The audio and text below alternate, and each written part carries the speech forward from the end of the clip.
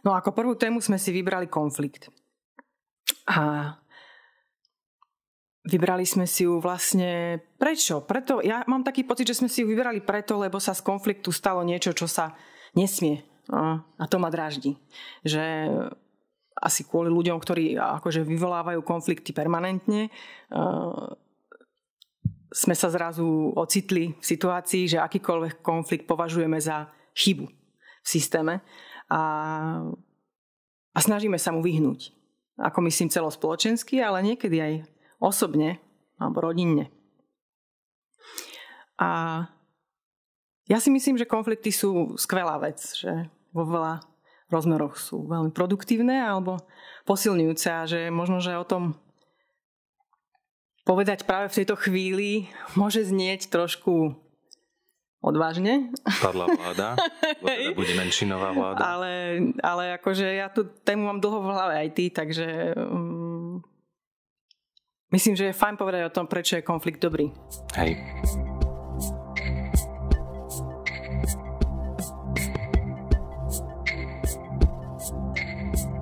A asi to súvisí s tým, že konflikt je pre nás hrozne bytostná vec, že konfliktom žijeme. Ani nie kvôli tomu, že by sme snáď boli konfliktnejší než iní ľudia, ako skôr kvôli tomu, že si ho zrejme pripúšťame a nebojíme sa konfliktu, pretože ho nepovažujeme za niečo, čo by menilo náš vzájomný vzťah alebo vzťah k ľuďom okolo nás, lebo nám vlastne príde hrozne užitočný a produktívny. Ale je tu jedna taká poznámka, ktorá ma trápi, odkedy sme toto video skúšali nahrať prvýkrát. A to je predstava, že konflikt nás ako keby, ako ľudí a ako spoločnosť drží späť. A že sa nám tá predstava konfliktu spája s nejakým regresom. Že máme pocit, že konsenzus, opak konfliktu, nás hýbe vpred. Áno. A ja si myslím, že to je strašne modernistická predstava. Že to je strašne taká predstava povojnová, ktorá znamenala nejakú víziu dobre fungujúcej, peknej, kamarádskej a za každých okolností pozitívnej, konsenzuálnej spoločnosti. No, spoločnosti v zásade zhode. Hej. A vlastne myslím si, že to obdobie kríz, ktoré žijeme, nám vlastne ukazuje celkom podstatný learning, ponaučenie, že pokrok je naivná predstava. Je veľmi idealistická predstava. Je to dobrý ideál, má zmysel v nejakom rozmedzí významu, ale fixovať sa na tú predstavu, že budeme za každých okolností pokrokoví, či nebodaj, poviem to slovo, progresívny, je hrozne krátkozraké. No, zvlášť keď to znamená takéto lpenie na tej zhode permanentnej, hej. Akože pre mňa je tá predstava toho, že musíme si všetci myslieť to isté o niektorých veciach, pretože inak sme trápni, smiešní alebo hlúpi. Hej.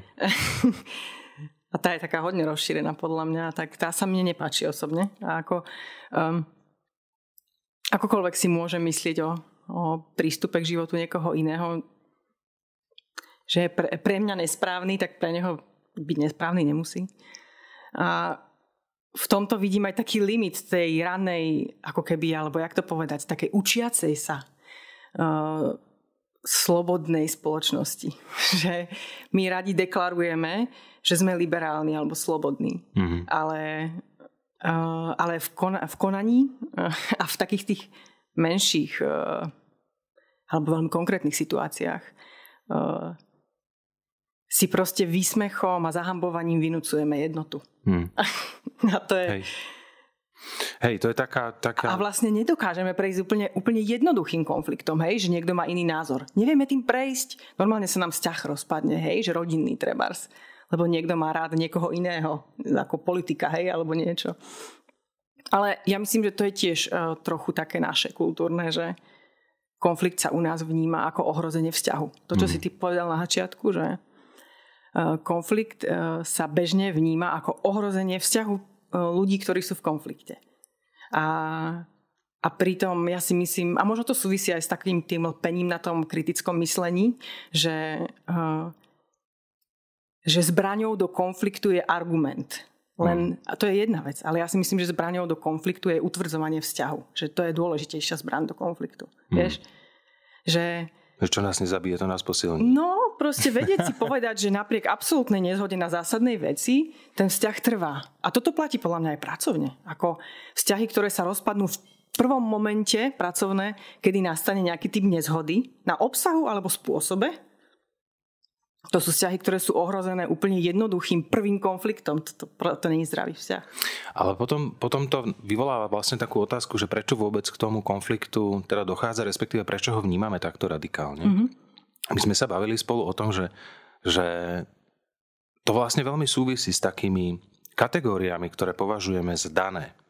Ako sú fakty, ako sú hodnoty, ako sú postoje, nejaké zásadné viery, že sme nejakí. A teda sa musíme vzájomne, ako to povedať, chápať alebo tolerovať, že sme vzájomne odlišní.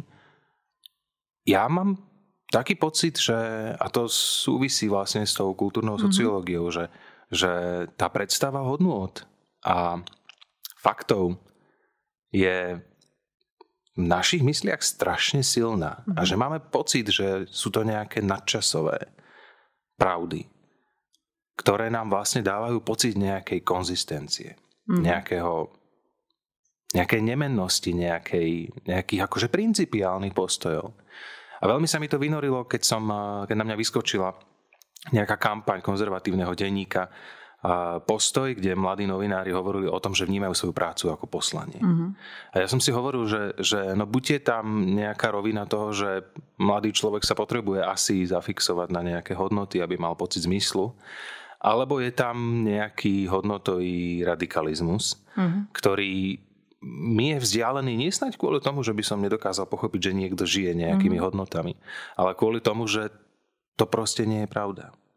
Že proste nie je pravda, že ľudia dlhodobo žijú nejakými hodnotami. No ale chceli by, no. Ale chceli by, pretože je to krásna vízia alebo idealistická predstava, že teda sme takí a toto nás robí nami a je to nemenné.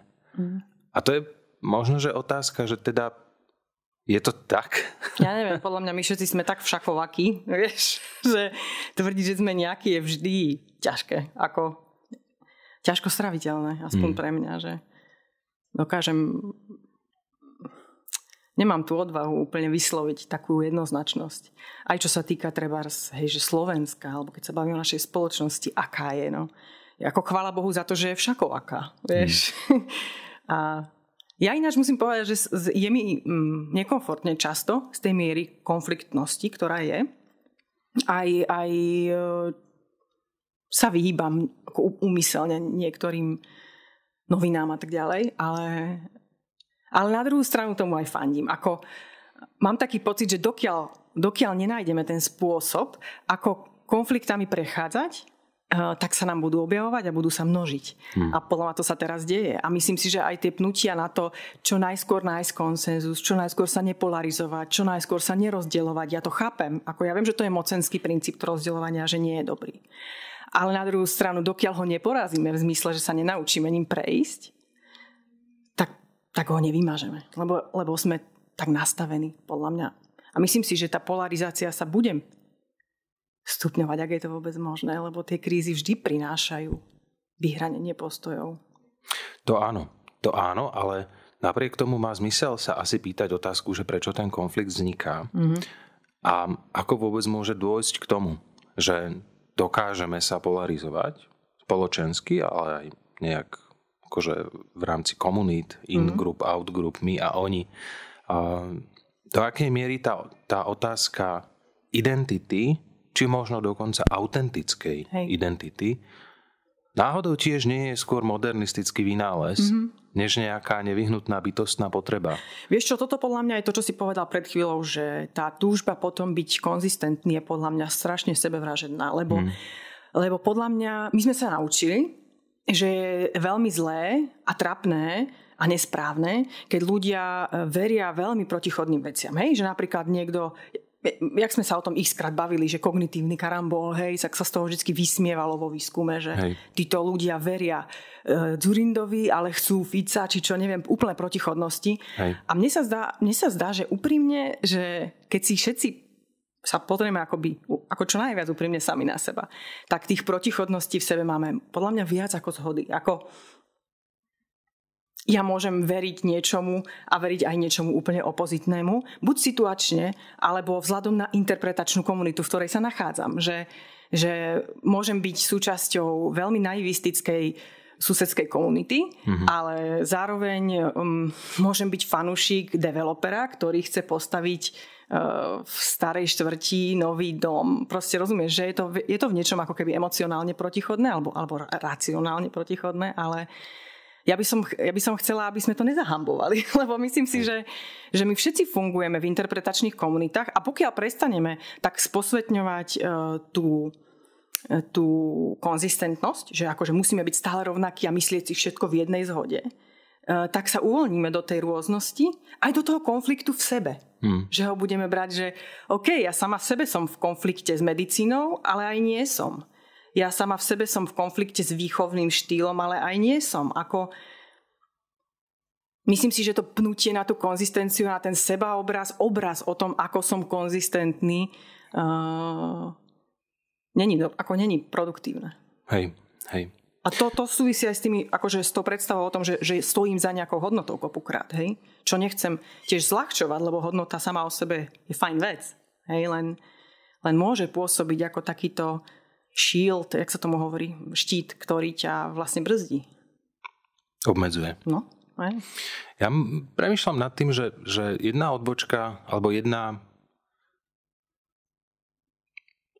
úvaha, kam ma to vedie, sa vlastne týka korporátneho marketingu a je nám to v nejakom zmysle blízke, lebo však nás živí meaning making, nie marketing, nie komunikácia, ale tvorba významu a tam je v nejakom zmysle je tam práve ten rozdiel, že korporátna značka alebo proste značka firmy, organizácie, veľkej obchodnej spoločnosti vždycky má tú potrebu vystupovať konzistentne. Ano. Vždycky sa snaží predstavovať nejakú misiu a poslanie. Je to dôveryhodnejšie. To je otázka, či to je dôveryhodnejšie, pretože mám pocit, že dneska nám práve že ukazuje limity toho, že to, že ľudia ignorujú reklamu, je samo o sebe pomerne významný message pre reklamných tvorcov. Hej. Ale to asi není tak podstatné v tejto chvíli, ako skôr to, že ľudia sú schopní všeličoho. To sme sa naučili, to nám je viac ako jasné, lebo sme zo strednej Európy, kde teda minimálne vznikli 2 svetové vojny.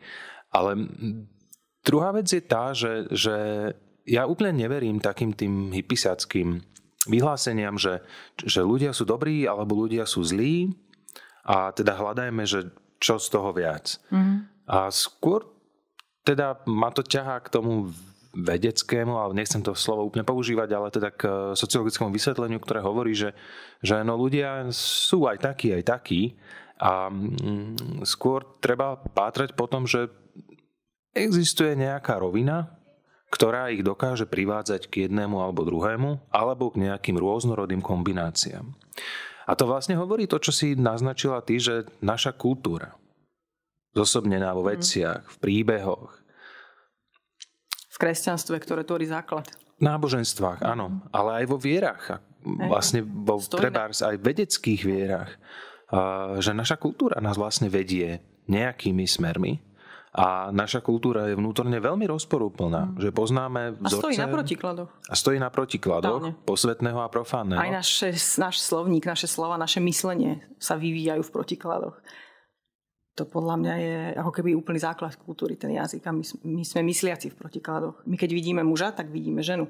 My keď vidíme tmu, tak vidíme svetlo. My keď vidíme dobro, tak vidíme zlo. A myslím si, že to je ako keby defaultné nastavenie 1-0 mysle. Není vlastné každej kultúre. Myslím si, že my v nej žijeme a preto aj z toho vychádzame. Hej. No ale to potom vlastne vedie aj k tomu ako keby začiatku tohto rozhovoru, že teda konflikt nám je vlastný. Konflikt je niečo, čo je bytostne naše, čo nás vlastne robí nami. Ano. A ten konflikt má viacero podôb a je tam samozrejme, že ten rozmer toho vnútorného alebo individuálneho konfliktu, ktorý vlastne hovorí, že či chceš alebo nechceš, nemôžeš od sveta okolo očakávať konzistenciu, keď sám nedokážeš byť konzistentný. A inak musím povedať, čo si povedal o tom korporátnom marketingu, ale marketingu vôbec. Ja si myslím, že tá predstava, že konzistencia ti dáva dôveryhodnosť, fungovala v nejakej dobe a preto som to aj povedala.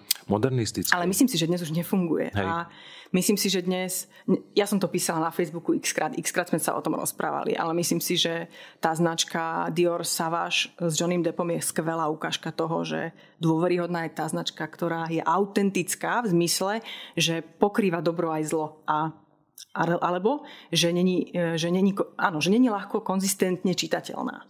Hej. Lebo tam ľudia ešte majú vôľu veriť. Tam ešte ľudia majú vôľu veriť tomu, že to môže byť pre nich niečím pútavé, že im to môže niečo dať, že sa s tým vedia stotožniť. A je to na mojom Facebooku, ten príbeh značky Dior v súvislosti s tým súdom o domácom násilí. Len nemusím to rozoberať úplne podrobne, len ide o to, že práve to postavenie sa do konfliktu voči tomu komunikačnému štandardu veľkých značiek a do konfliktu s cieľovkou, ktorá bola akože úplne ladená pre teraz sociálnu spravodlivosť ako tú najhorúcejšiu tému dneška. A v podstate toto úplne posvetné, nedotknuteľné okolo témy domáceho násilia a žien, tak Dior sa rozhodol, že ten konflikt dá. Že ho dá proste. lebo je za tým niečo pre neho, čo mu dáva zmysel, význam. Proste niečo tam bolo. A ja si myslím, že to bolo skvelé rozhodnutie a bolo odvážne. Hej.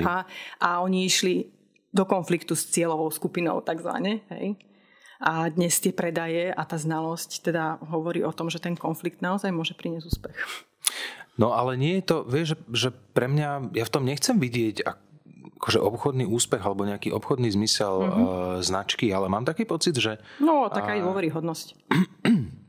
Áno, ale pre mňa to proste nie je biznis svet. Ja som presvedčený, že biznis svet je nadstavbou a pomerne nešikovnou nadstavbou toho sociálneho sveta. Toho ľudského, spoločenského. A vlastne mám taký pocit alebo takú pochybnosť o tom, že do akej miery značka vôbec dokáže toto reflektovať.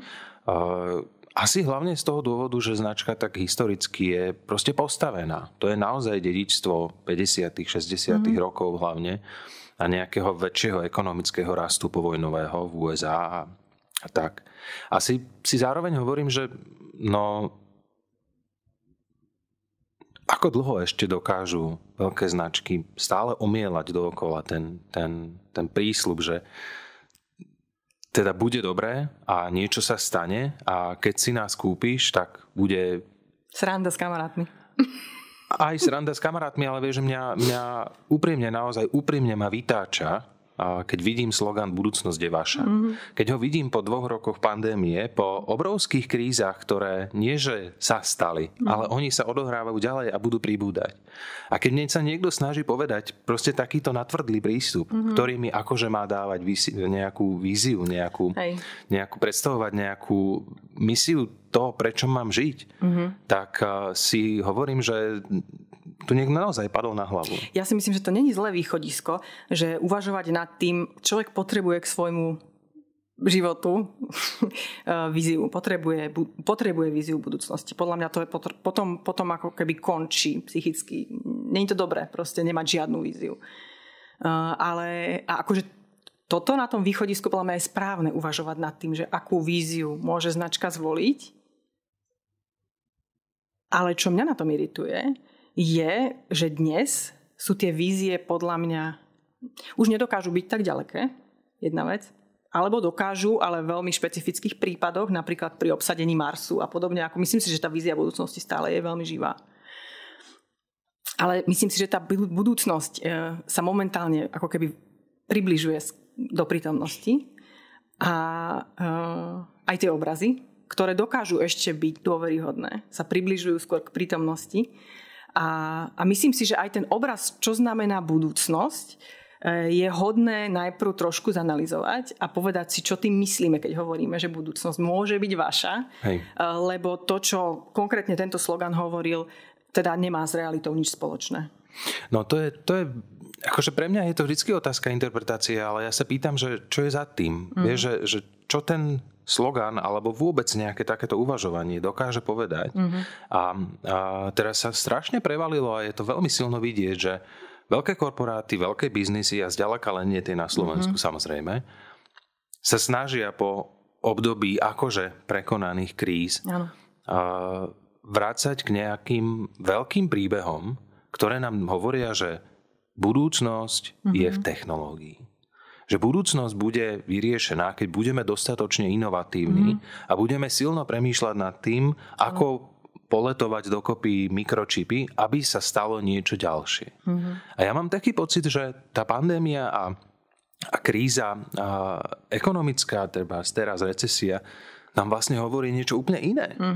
A že ten biznis v tomto dokáže byť nejakým tlmočníkom. Určite áno, na 100%. Nejakého zmysluplného príbehu. Ale niekto si musí začať, niekto musí niečo povedať. Vieš, to je podľa mňa najťažšie na tom, že myslím si, že tie marketingové oddelenia sú stávané v tých veľkých značkách, ktoré majú peniaze na komunikáciu, spôsobom, kde tá odvaha sa vlastne strašne vytráca. Ako môže byť vo vedení a častokrát není, lebo vedenie je často iba odvodené od iného vedenia a tak ďalej. Ja mám pocit, že tá odvaha sa tam vytráca, tá chuť zariskovať, lebo v konečnom dôsledku sa aj tak riadia výsledkom nejakej fokusovej skupiny, ktorá ti ale nikdy nedá odvážnu odpoveď a nikdy ti nedá vizionárskú odpoveď. Ona ti vždy povie len to, čo všetci už vedia.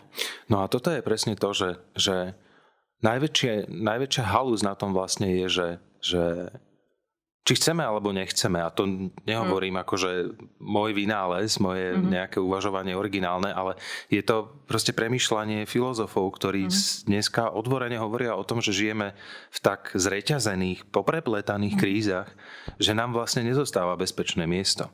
A že každodenní ľudia, človek milión je vlastne odkázaný riskovať.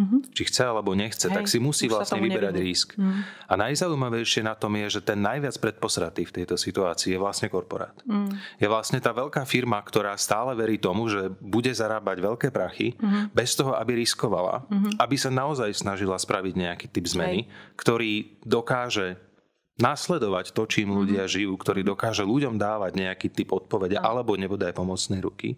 A práve naopak sa skrýva za nejaké argumenty bezpečnej cieľovej skupiny, pretože tí ľudia údajne, podľa výskumu nám aktuálne vyšlo, že tých matiek pribúda, alebo ich ubúda, to je jedno. A musíme ísť na nich, pretože tie matky vedia, prečo tie plienky kupujú. A ja si vtedy hovorím, že ľudia, vy ste fakt padli na hlavu, keď nedokážete vidieť, že my proste prechádzame tak obrovským množstvom zračiek, že nemáme možnosť byť opatrný. A už vôbec nemáme možnosť byť opatrný a očakávať, že z toho bude nejaký... Ale vieš, ak je to, že nevyhnutnosť je matkou tvorivosti, či ak sa to hovorí? A myslím si, že oni nie sú nevyhnutnosti momentálne. Tam není to ohrozenie ešte tak bytostné.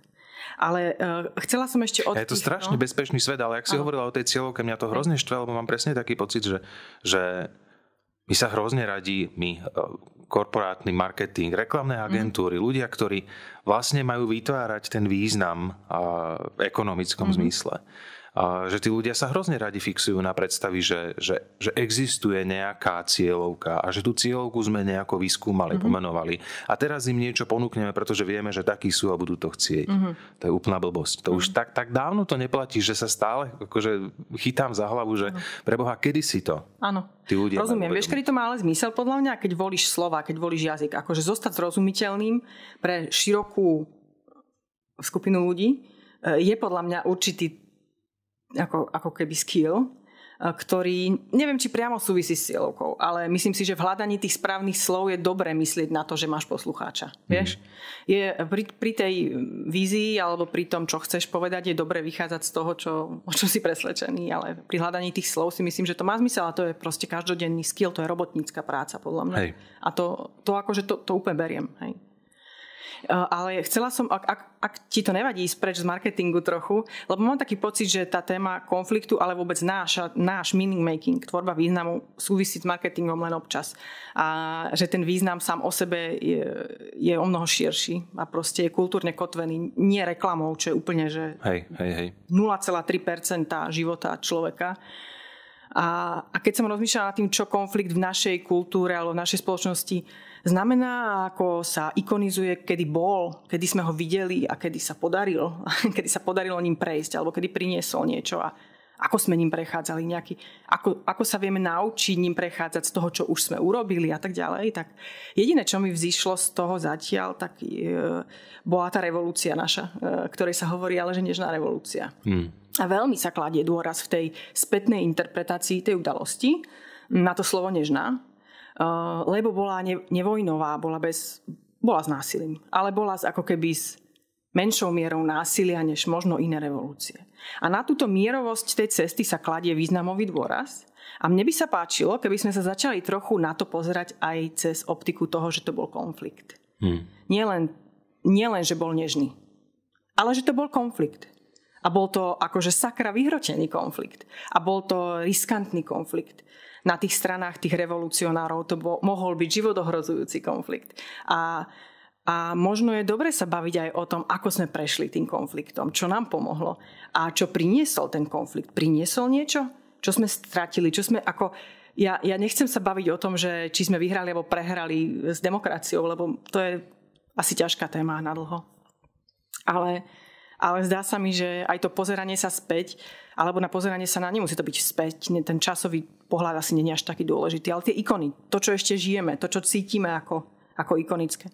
Tak na to sa akože pozerať aj optikou toho, že čo bol konflikt a čo ten konflikt priniesol. Ja som to nepočula už dlho, poviem pravdu. Hej. No k tej nežnej revolúcii je tam, pre mňa je tam taký významový konflikt, ktorý stojí za samostatné rozprávanie dlhé.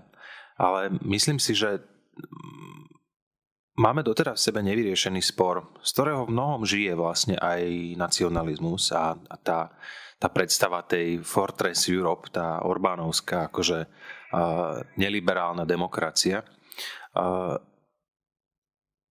Ten konflikt sa vlastne odohráva v rovine prísľubu, ktorý sme akože očakávali, akože tá alternatívna verzia modernity, vieš, že na jednej strane máme prísľub nejakého socializmu, ktorý hovorí niečo, čo nedokáže splniť, a na druhej strane je prísľub kapitalizmu, ktorý má niečo, čo nedokáže splniť. Ktorý má byť akože férovejší a zisťujeme, že sa to nedá, že to nefunguje, že to vlastne nie je celkom o tom, respektíve, že ani jedno z toho nedáva celkom tú odpoveď a to objavovanie sa hesil, že za socializmu bolo lepšie, a preto vlastne nie je tak veľmi kontroverzné, ako to vyznieva z úst proste populistických politikov.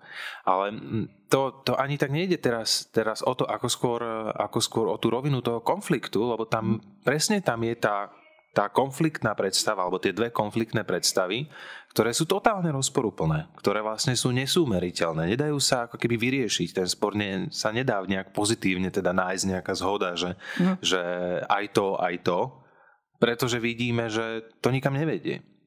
A nedokážeme vlastne žiť s tou predstavou, že tak máme tu nejakú nekonzistenciu, ktorú by sme možno mali proste akceptovať. Ako stav, ktorý není, ako otázka, ktorá vlastne nie je vyriešiteľná, alebo nie je vyriešiteľná navždy. A potrebujeme vlastne, tak ako obidve tie veci môžeme nenávidieť, tak obidve tie veci vlastne potrebujeme v nejakom zmysle. No, toto je inak podľa mňa späté aj s tou témou multikultúrnosti, alebo teda nejakej multispoločnosti, ku ktorej ako keby spejeme cez tú globalizáciu, alebo už cez čo. Myslím si, že tá predstava bola na začiatku vlastne taká, že dospejeme do vzájomného konsenzu s rôznosťou. A ja tak sa pohrávam s myšlienkou, že či to není práve tak, že dospejeme do stavu mnohých konfliktov, ktoré ale nebudeme brať ako prekážku. Že nás to naučí prechádzať konfliktami a žiť s nimi. A žiť v nich. Vieš čo, v tomto ja sorry, že skáčem do reči, ale jedna úplne úžasná filozofia, ja ju mám strašne rád, Richard Rorty, starý, už mŕtvý, ale americký filozof vedy, ktorý vlastne hovoril, že vedecká komunita nie je vzorom pre spoločenské fungovanie, ani tak preto, že by nastavovala nejakú pravdu, ale kvôli tomu, že tá vedecká komunita a priori musí fungovať v takom, že multivysvetľovacom svete. A že či chceš alebo nechceš, tak veda nie je postavená na nájdení pravdy. To je ideál vzdialený, ale prakticky nedosiahnuteľný, ale je skôr postavená na rešpektovaní rôznych pohľadov, ktoré tie vedecké komunity vlastne si musia vedieť pripustiť. Musia si vedieť pripustiť, že OK, mám tú teóriu, v ktorej žijem, s ktorou hranice platnosti každého výroku, no. Presne tak. A že si uvedomujem, že dokážem cez tú teóriu niečo spraviť. A niečo nie. A na niečo iné proste potrebujem tú konkurenčnú teóriu. A to je, pre mňa je to vlastne v niečom taký morálny imperatív trochu, akokoľvek to nechcem absolutizovať, len si hovorím, že tam je strašne veľa odpovedí schovaných. A posledná vec, ktorá sa pri konflikte mi vynára, a chcela by som ju spomenúť, je do akej miery je konflikt pracovným nástrojom nás. Lebo ja si myslím, že my v spolupráci, tých 10 rokov spolupráce, sme prechádzali pri každom zadaní vzájomným konfliktom. Že vždy si o riešení myslíme úplne opačnú vec. A úplne programovo si myslím, že sa vždy hádame na tému, ktorú máme proste o tej téme, ktorú máme na stole pracovne. A jednak preto, že každý úplne inak myslíme, ja skôr analyticky zbieram a ty skôr ako keby tvorivo ideš novou cestou. A ja to nedokážem uvidieť, čo ty myslíš, lebo nemám tam tú analytiku a ty zas si nervózny z tej analytiky, že ťa obmedzuje a proste vždy sa hádame. A myslím si, že zadania, na ktorých sme sa najviac hádali, priniesli úplne najlepšie riešenie. A ešte si myslím, že to, že sa hádame, sme vnímavali ako ohrozenie. A myslím si, že sme sa naučili to nevnímať ako ohrozenie, ale ako tvorivý proces. Aj keď to riešime veľmi bytostne. Ja každé zadanie aj ty riešime vlastne ako seba. Akože úplne do toho seba vkladáme. A napriek tomu dokážeme mať ako keby neporušený vzťah k konfliktom. A to je podľa mňa super. To je akože zručnosť. A myslím si, že ju prenášame aj do vzťahov s ľuďmi, s ktorými spolupracujeme. A to je niečo, čo by som chcela, aby zaznelo, že ja si myslím, že je dobre spolupracovať tak, aby bolo bezpečné mať konflikt. Je to ďaleko lepšie, ako sa natvrdlo tváriť, že sme všetci kamaráti. V zmysle kamaráti. A to neznamená, že si budeme robiť zle. Hej. Akože nemyslím kamaráti v zmysle, že sa budeme nenávidieť, ale že dokážeme vidieť, že je viacero odpovedí vždy. Je viacero riešení a že tie riešenia vôbec spolu nemusia byť konzistentné, nemusia zapadať ako nejaká konštruktívna zhoda. A ja inak mám úplne najradšej v pamäti, najradšej sa vraciam k spomienkam zo spoluprác, kde sa nám postavili ľudia vyslovene na odpor. Hej? Že akoby išli úplne doproti a brali to ako hru, ako výzvu, ako proste, ja neviem, život. Že nebudú proste hľadať okľuky, ako nám zdeliť, že s niečím nesúhlasia, ale proste idú do toho. A nikdy to neskončilo zle. Vieš, ako nikdy to neskončilo zle. Práve naopak. Ja si myslím, že my sme tiež není nastavení tak, že budeme ako keby hájiť svoje farby až do hrobu. Nie, to práve, že není ten zmysel. No. Ale toto je na tom vlastne to udivujúce, že po tých... Koľko sme my zažili z toho marketingu? 18-17 rokov z toho slovenského porevolučného marketingu. Samozrejme, že sme nejakú časť nestihli, lebo sme proste ešte tam neboli, ale z toho, čo sme zažili, tak je vlastne hrozne prekvapujúce vidieť, že aj po veľkých kotromelcoch, veľkých krízach, veľkých prúseroch, a to nebola jedna, tých bolo viacej, sa ten biznis vždycky vracia k predposratosti. Vždycky sa vracia k obavám, k kamarátstvám, k predstieraniu takého toho úslužného, všeobjímajúceho, že však samozrejme, že klientovi vyjdeme v ústrety. To vôbec nie je o tom. To, čo sa my snažíme vlastne robiť, je, že otvárame konflikt. Úmyselne otvárame konflikt. Nie preto, aby sme niekoho sa dupali do zeme, ale aby sme ukázali limity vysvetlení, ktoré sú na stole. Pretože každé jedno vysvetlenie tie limity má. Tomu sa nedá vyhnúť, predtým sa nedá utiecť. A preto je pre nás ďaleko lepšie vidieť, čo všetko sa dá spraviť v rámci nejakého riešenia a zároveň popri tom vidieť, že aha, či chceš alebo nechceš, tak od niečoho potom budeš odhliadať. No áno, presne. Niečo budeš vynechávať. Toho je treba pomenovať, no. A tam neexistuje zhoda. Proste sa nedá nájsť zhoda medzi dobrom a zlom. Nedá sa nájsť zhoda medzi, ja neviem, mocenským ovládaním a slobodným dobrodružstvom. Proste sú to tak rozporúplné svety, že a každý z nich má svoje podoby, každý z nich je samostatný príbeh, ktorý je proste nezlúčiteľný s tým opačným príbehom. A to, tá základná rovina čierno-bielosti tam vždycky bude. A pretože takí sme, no, taká je tá kultúra. Sila, no. A tá cesta vlastne nie je v tom nájsť nejaký odtieň sivej. Tá cesta je v tom vedieť si vybrať, čo v danej chvíli má zmysel a uvedomovať si, že v nejakej inej chvíli to môže byť aj inak. Hej. Mňa v tomto inak strašne potešilo a to je posledná vec, čo vlastne viem, že chcem povedať. Neviem, či ešte niečo iné príde, ale že ja, jak som bola dlhoročný fanúšik Metalliky a toho kolosu Metallica, lebo to je kolos, to zamestnávajú stovky ľudí. Hej, to je firma, veľká firma, ktorá funguje 40 rokov, neviem. A jedna z takých naozaj najúspešnejších veľkých firiem, čo zarába veľké peniaze a robí proste veľké veci. A tá firma stojí na konflikte. Oni to aj oficiálne hovoria. Oni stoja na konflikte. Oni stoja na vzájomnom konflikte dvoch svetov, speváka a bubeníka, čo sú hybné sily. No. Oni sa nezhodnú na ničom. A robia spolu hudbu a robia spolu biznis. A keď o tom hovoria, strašne ma to potešilo, jak som ich počula, lebo mi to presne pripomenulo náš štýl práce, že principiálne spolu nesúhlasia takmer na ničom a výsledok vždy dopadne 1000-krát lepšie práve preto. Že tá nezhoda na čomkoľvek od dĺžky pesničky, cez riff, cez rýchlosť, cez obrázok, cez všetko, nakoniec ako vždycky prinesie dohodu, hej? Nespokojnú na z jednej strany, nespokojnú, ale tá dohoda v konečnom dôsledku v čase sa vždy ukáže ako tá najlepšia možná. A aj biznisovo najlepšia možná, čo chcem povedať. Ja viem, že to není, že to je odvodené. Hovorí, že je to odvodené, ten biznis je. Ale myslím si, že je to ukazovateľ pre veľa ľudí. Hej. Ja to, ani to nechcem spochybňovať to s tým biznisom. Ja naozaj som to myslel skôr tak, že či chceme alebo nechceme. A to je hrozný omyl marketingu a proste tá behaviorálna ekonomia ho nedobehne za žiadnych okolností. Proste nedokáže dobehnúť 150 rokov vývoja spoločenských vied. Ekonomia proste, akokoľvek je to tiež spoločenská veda, tak bola hrozne dlho ignorantská. Ale to je presne to, že to všetko, o čom sa vlastne baví veda, je nadstavba nejakého ľudského života. To je nejaký spôsob reflexivity toho ľudského života. A ja stále mám pocit, že